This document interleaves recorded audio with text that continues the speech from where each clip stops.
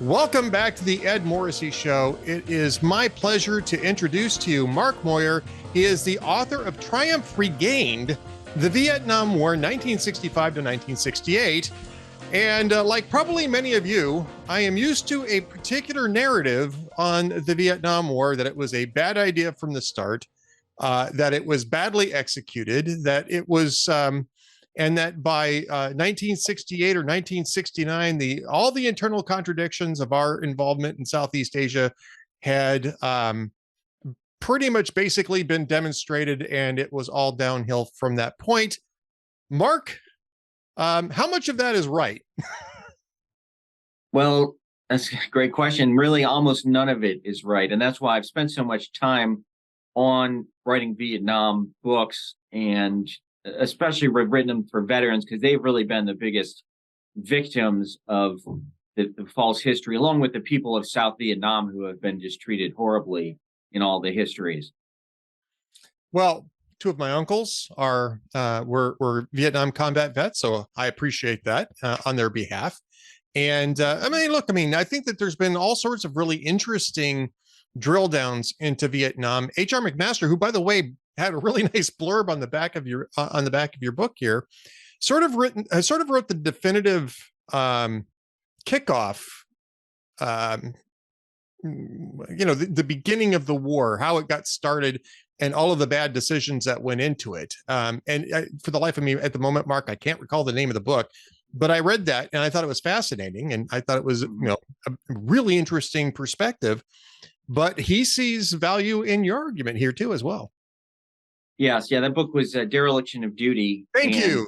Yes, and excellent book. And he looks at the period leading up to U.S. involvement. This book picks up in August of 1965, just after President Johnson has announced his decision to commit U.S. ground troops. So it looks at what actually happens in Vietnam. A lot of it looks at the military operations.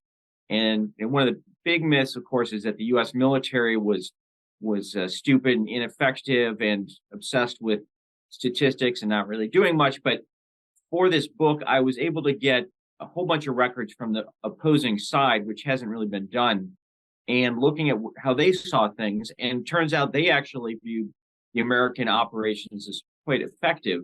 And what General Westmoreland was trying to do with his search and destroy tactics.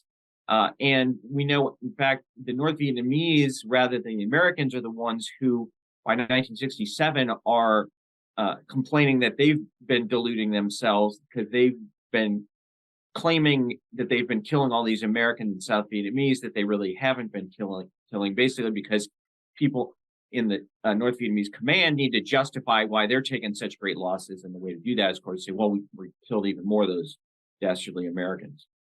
Well, kind of sounds a little bit familiar in terms of what's going on in Ukraine, frankly, with Putin trying to justify the losses there. But I mean, that's sort of a typical thing. And I'm struck by the fact, the very simple fact really is that we haven't had a lot of access to the other side's papers and the other side's records until recently, I guess. We've been in a fairly friendly relationship with Vietnam, even though the regime is still at least nominally communist and nominally oriented in that direction. We've had some pretty improved relations with them over the last, 20 years or so, maybe, that Vietnam has sort of seen America as at least a relationship of interest. Why do you think that it's taken this long to get to those records? Well, some of them have been out for a while. And the North Vietnamese are still, or the Vietnamese communist government of today is still a police state that doesn't allow anyone just to walk into its archives and see the critical records. But they've published quite a bit. And actually, some of this has been out for a while. I included some of an earlier book I wrote called Triumph Forsaken. And surprisingly, actually, a lot of historians have just ignored these. And I think part of it is because they discredit so much of the sort of anti-war narrative that came out of the war. And that's another interesting thing that happens in this period from 65 to 68, is that you have, up until 67, there's really not much campus unrest. It's only in 67 you have this surge of opposition, and no one's really dug into why is that. And so I went around looking and digging and found that, in fact, that happens to be just when they changed the draft rules. And so all of these baby boomers suddenly are told they're going to lose their draft exemptions when they leave college. And that's really what launches this. And so I think you have to look at the war in the context of all these baby boomers trying to explain why they ended up circumventing the draft by one means or another. And so you had to recast the war as this terrible, awful thing.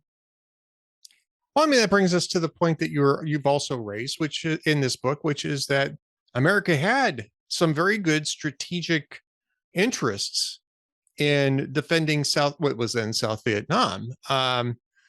Having been involved, with the coup there were H.R. McMaster's book, again, Dereliction of Duty, sort of framed it as a sunk cost calculation that the American administration of Kennedy and LBJ figured that they were already involved in this and had to sort of, keep investing in it. But your book is arguing now that there were actually other very important strategic considerations in keeping South Vietnam from being overrun.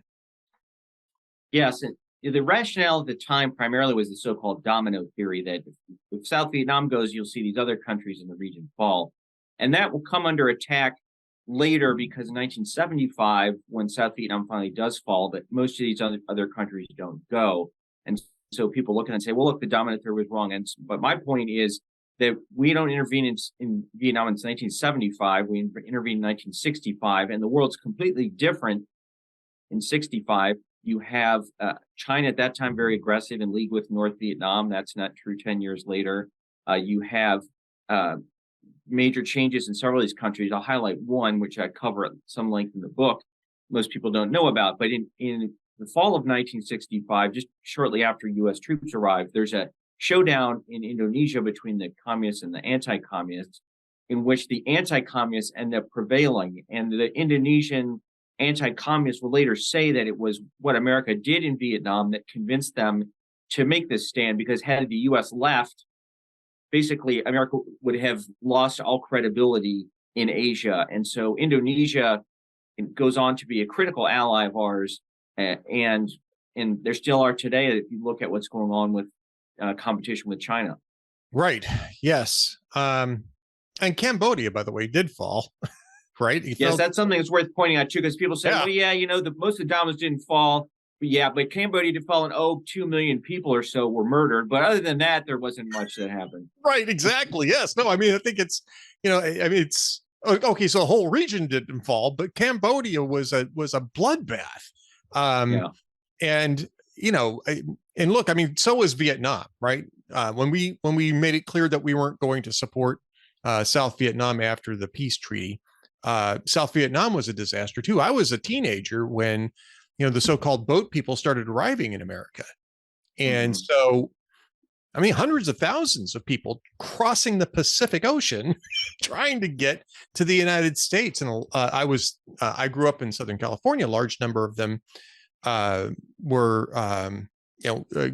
lived in Orange County, which was close by where I was living at the time, and Los Angeles County. So, I mean, you could see the impact. You could see all the different things that, all the different humanitarian impacts of this, even at the time. You mentioned here that it didn't fit in with the narrative of, the strategic considerations. And I also want to get to the military position, because I think that's probably your most important point here, is how badly that's been misunderstood.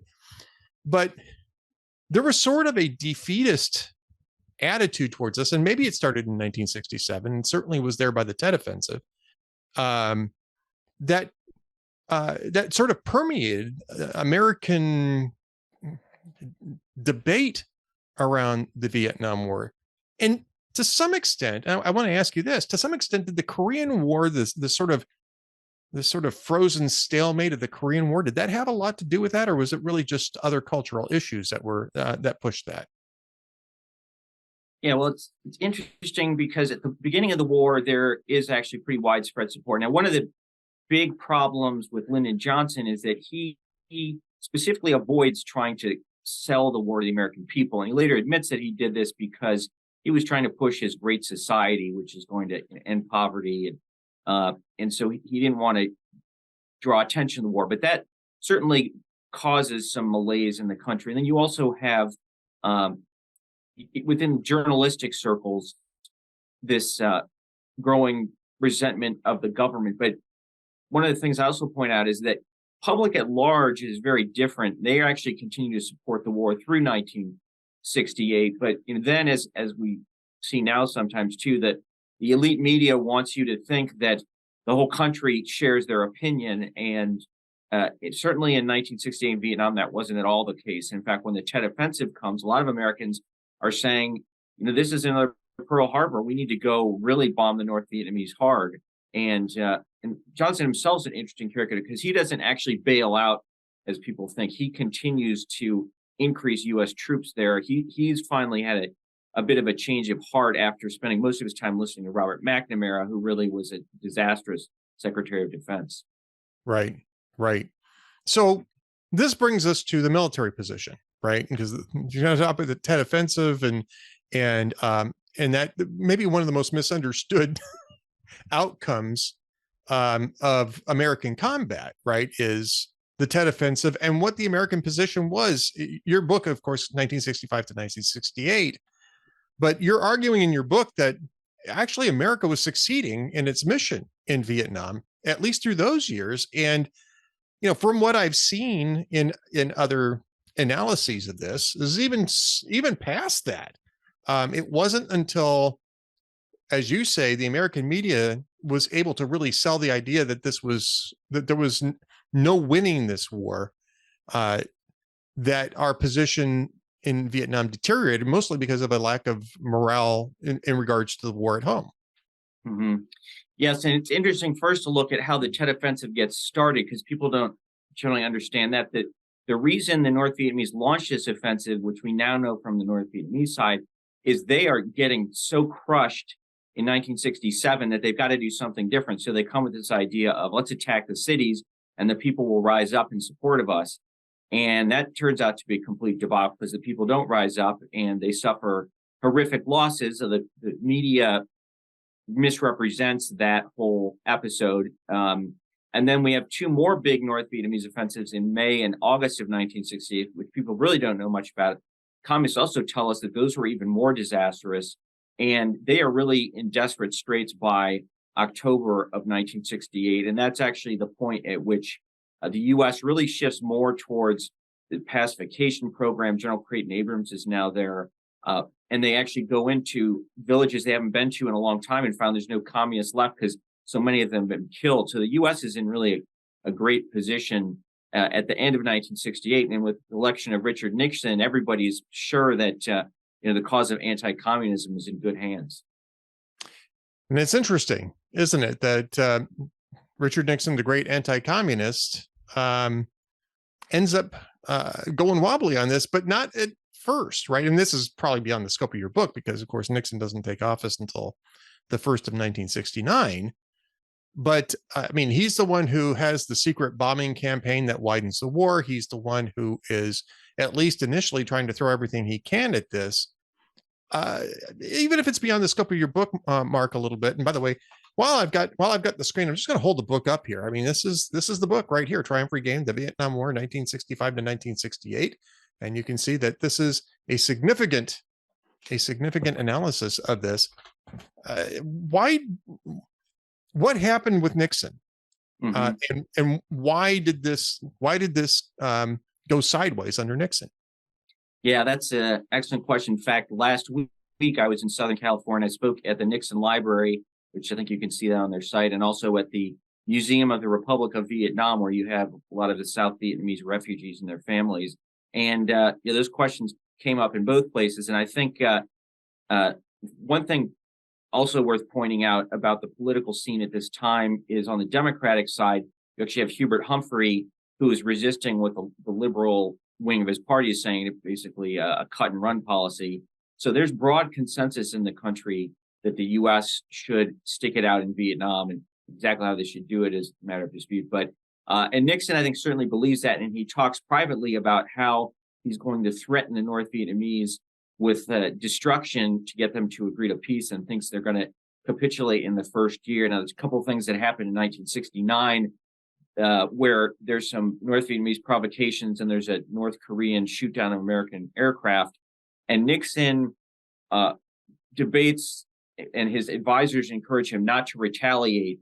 And he ends up listening to them. And then he later will say these are the biggest mistakes of his presidency, because they undercut this notion that he was this tough guy. And so it will not be till 1972 that he really takes the gloves off and hits North Vietnam hard, which does bring them to the negotiating table. And then the Nixon administration forces the South Vietnamese to go along with this peace.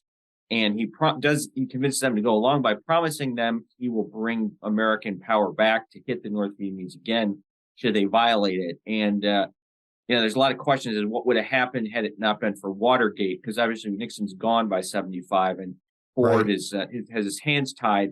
I'm working now on the sequel to this book, where I'm going to hopefully get a better answer to that question. I think my impression thus far is Nixon did want to preserve South Vietnam. Henry Kissinger, it seems he was less likely to care about that, partly because, they recognize by now the stakes in Vietnam are no longer as high as they once were. Right. And I'm wondering too, and I guess we're going to look forward to your next book on this, how much Nixon's overtures to China might have influenced that as well. I mean, that was one of Nixon's great foreign policy achievements, was opening links to China, which is of course now under a large amount of debate these days, of course. But right. I mean, it's going to be a fascinating question, and I'm glad that you're already tackling that in the sequel. But one last thing about Triumph Regained. I mean, this is a well-researched book. You've done something that a lot of historians that try to write in the immediate aftermath of great conflicts have difficulty doing, which is getting a full picture of both sides. And I think that the one exception that there may be in that whole field is William Shirer in The Rise and Fall of the Third Reich, because we captured all the files and he had access to all of the all the ones that could be recovered, all the Nazi files that could be recovered. But that's really unusual in terms of historical analysis. Usually it does take decades to go through this. And obviously you think that this is worthwhile because you've written the book and it's being published and this is great. Do you think that there's going to be a lot of resistance though to looking at this again and reconciling the new information and realizing that we really missed an opportunity? Yes, and when Triumph Forsaken, the previous book, came out, there was a lot of resistance from the academic and media worlds, and I traced this back to the 60s, because when you have this split and the baby boomers come along, basically some of them just go to Vietnam and then the others don't, and a lot of them find ways like faking injuries and illnesses to not go. And if you look at media and academia of the baby boomer generation, almost none of them are Vietnam veterans. They made a conscious decision to exclude Vietnam veterans when they came back. And so they spun this narrative to support their decisions. So a lot of them don't want anyone telling them that they were wrong about all this. But Vietnam veterans, on the other hand, have been highly receptive. Many of them emailing me to say, I'm glad somebody's written something that squares with my experience in Vietnam. Unlike a lot of the other stuff, Ken Burns is probably the most recent of the bad examples of how the war's been misrepresented. But I'm sure we'll get some resistance from some of these folks, or some of them will just try to ignore it and hope people don't pay too much attention to it. Well, that's what we're here for, to let people know about this so that people can make up their own minds. And yeah, I mean, this is this is one of the seminal moments of my life, even though I was too young to serve at the time. But certainly the Vietnam War and its aftermath has colored a lot of American policy decisions in the succeeding 50 years. I mean, it's been, it'll be 50 years this year, I think, right, for the Paris Peace Accords. Am I correct? Yes, Yeah, that's right. And it's also part of our broader American heritage. And as we continue to see, it's become increasingly popular for people in the educational world to recast the United States as this horrible racist place that's always doing terrible things. And Vietnam is, a weapon in that struggle. And so I think it's critical that we recognize the fact, no, Vietnam was not some just crazy, racist crusade to go kill people for no point. That in fact there was good justification. And by the way, the communists who were fighting against kill 100 million people in the 20th century, which is something that also gets kind of swept aside. And you hear young people today talk about how great socialism is. You need to remind them, well, this is actually kind of where socialism leads you. Indeed. And that is a lesson that apparently we need to keep learning. There's a cyclical nature to that, and it's disturbing to see such a comeback for such a poisonous ideology. And maybe triumph regained, the Vietnam War, 1965 to 1968, can be part of that conversation as well. Again, we've been speaking with Mark Moyar. Here's the book. You can get this on Amazon. You can get it at local booksellers, assuming that there are any left these days, Mark. Yes. Any websites that you want to send people? Yes, I have a website, markmoyar.com, MARKMOYAR.com, and I'm also on Twitter at @MarkMoyar. Doing any book signings, getting out and doing any of those fun things that authors get to do from time to time? I'm doing some, yeah. In the post-COVID era, there's not quite as much of that. I did get to do that at both the Nixon Library and the South Vietnamese Museum last week. We had a strong turnouts there, and probably do some more events in Washington, D.C. and here in Michigan at Hillsdale College, which I recently joined. It's one of the last bastions of open, political pluralism that we have in the country. Hillsdale.edu, if I remember correctly. That is correct. And, the Hillsdale Conversations are my colleague, Hugh Hewitt on Salem Radio Network, does those every Friday. Dr. Larry Arnn. And so, yeah, those are, Hillsdale is a great bastion of actual learning, of academia as it's supposed to be. So congratulations on that. I know that that's going to be a very good partnership there. Mark Moyar, thank you so much. And maybe we'll get you back here to talk more about this book another time, or about the next book when that comes out. Okay, great. Well, thanks very much for having me. Great talking with you. Good to talk with you, sir.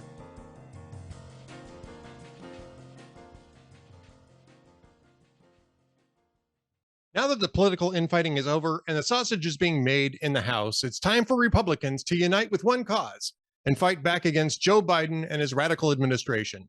The GOP has promised to investigate Biden family corruption, the border, big tech censorship collusion, the origins of COVID, the FBI, and intel agencies' attacks on the American people, and more. And it's time to hold them to those promises. Here at Hot Air, we won't let up on holding them accountable. We unapologetically fight back against the radical left and squishy rhinos in Congress who fail the people. We bring you the truth and go to war against Biden's woke communist agenda. But we need your help. By becoming a VIP for hotair.com, you can help us in this battle for our country. Just look at the House Democrats leader, Hakeem Jeffries. He's another divisive radical leftist, and his communist Sesame Street speech proves it. If Republicans don't halt the Biden agenda and conservative media fails to hold them accountable, it could mean the end of our great country. Join us in the fight. Become a Hot Air VIP member or a VIP Gold member today and use the promo code SAVEAMERICA to receive a 40% discount on your membership. Stand with us and fight to save America. We will never give up. And thank you very much.